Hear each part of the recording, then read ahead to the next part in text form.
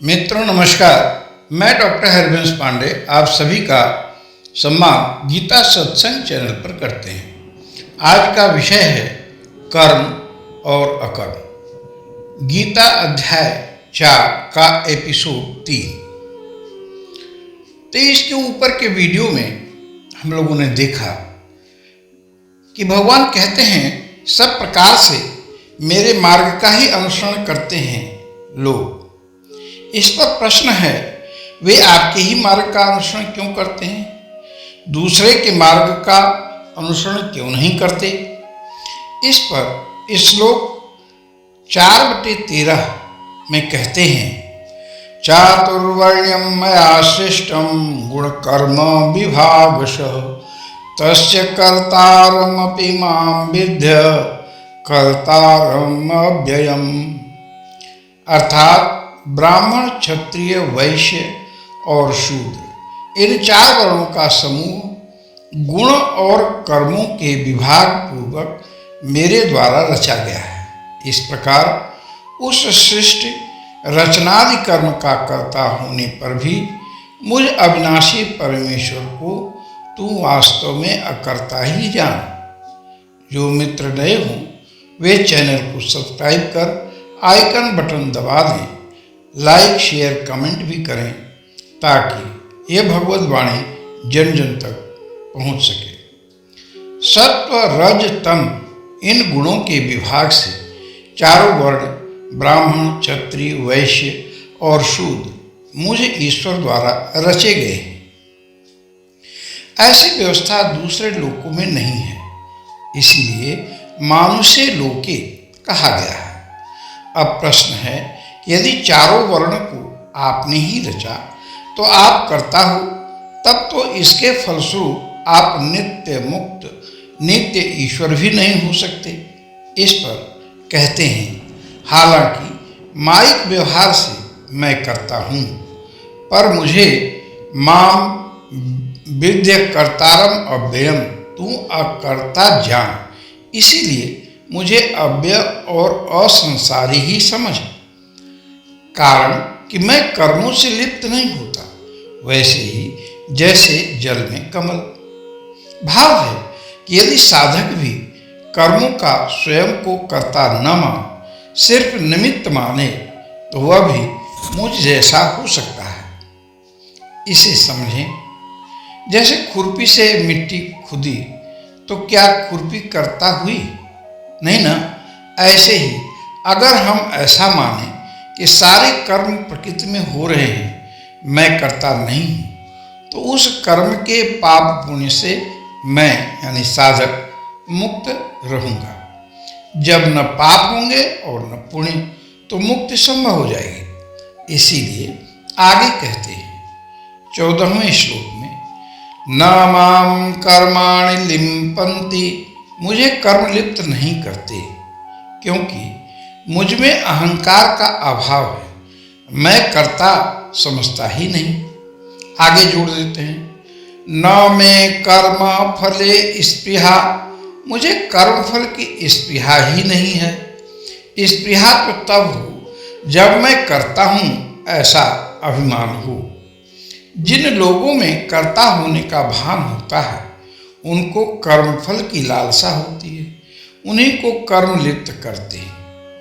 इति माम जो भी जानाति, जो मुझे इस प्रकार जान लेता है, जब जान लेगा तो स्वयं को निमित्त समझेगा, अकर्ता समझेगा, और इसलिए वह कर्मभिर न सबध्यते, कर्मों से नहीं बचता, अर्थात उसके भी कर्म देहादि के उत्पादक नहीं होते, वह मुक्त हो जाता है।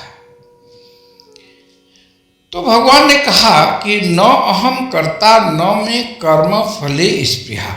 हे अर्जुन, ऐसा विचार कर, यानी एवं ज्ञात्वा, ऐसा जानकर 15वें श्लोक में कहते हैं, कृतम कर्म पूर्वैरपि मुमुक्षुभिः, पूर्व के मुमुक्ष जनों ने ऐसा समझकर ही कर्म किए थे। भाव है, उन्होंने स्वयं को अकर्ता माना और कर्मफल में स्पृहा नहीं रखी।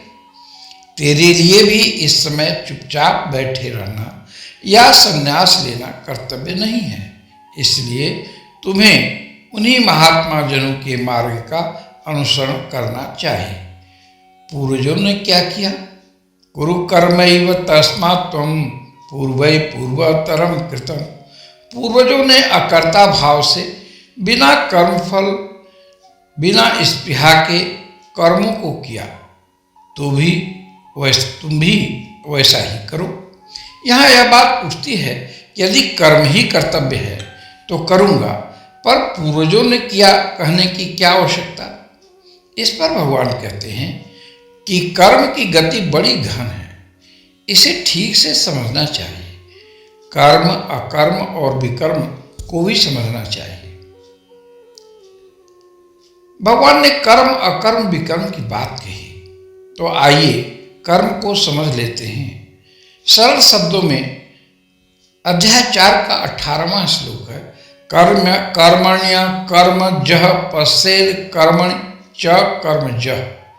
कर्मणि कर्म क्रियते इति व्यापार मात्रम तस्मिन् कर्मणि, अर्थात जो कुछ किया जाए उस चेष्टा मात्र का नाम कर्म है। इस कर्म में जो अकर्म, कर्म का अभाव देखता है, तथा अकर्मणि च कर्मजः, अकर्म में शरीर आदि की चेष्टा के अभाव में जो कर्म देखता है, तो कर्म में अकर्म कैसे दिखे? कर्म हुआ, पर हम स्वयं को अगर अकर्ता मानेंगे तो कर्म में अकर्म हो गया। अकर्म में कर्म कैसे? शरीर चेष्टा नहीं हुई तो लोगों की दृष्टि में कर्म नहीं हुआ, पर साधक कर्म न होने में भी मानसिक कर्म होना देखता है, या कर्म का त्याग किया, यह भी तो कर्म हो गया। इसी को अकर्म में कर्म देखना समझिए। आध्यात्मिक भाषा में आत्मतत्व की प्राप्ति से पूर्व अज्ञान अवस्था में सब क्रियाकारक आदि व्यवहार है, इसलिए कर्म का त्याग भी कर्म है। इस प्रकार अकर्म में कर्म देखता है। आगे की पंक्ति कहती है, स बुद्धिमान मनुष्येषु स युक्तः कृष्ण कर्मकृत। जो ऐसा समझता है वह मनुष्यों में बुद्धिमान है, वह योगी है और वह समस्त कर्मों को करने वाला है। तो विशेष हुआ संतों का कथन कि कर्मों का करना और उनका त्याग करना दोनों ही कर्ता के व्यापाराधीन है। वह प्रवृत्ति हो या निवृत्त, वास्तव में कर्म ही है। इसलिए अहंकार पूर्वक किया हुआ कर्म त्याग भी वास्तव में कर्म ही है। तो विकर्म क्या है? वह क्रिया जो शास्त्रों द्वारा किसी भी स्थिति में विहित नहीं, जैसे चोरी का कर्म विकर्म है इत्यादि। आगे भगवान कर्म में अकर्म और अकर्म में कर्म दर्शन की प्रशंसा करेंगे, जिसे हम अगले वीडियो में देखेंगे। तो हम अपनी वाणी को यहीं विश्राम देते हैं। आइए भगवान का नाम लेते हैं। हरि ओम तत्सत, हरि ओम तत्सत, हरि ओम तत्सत।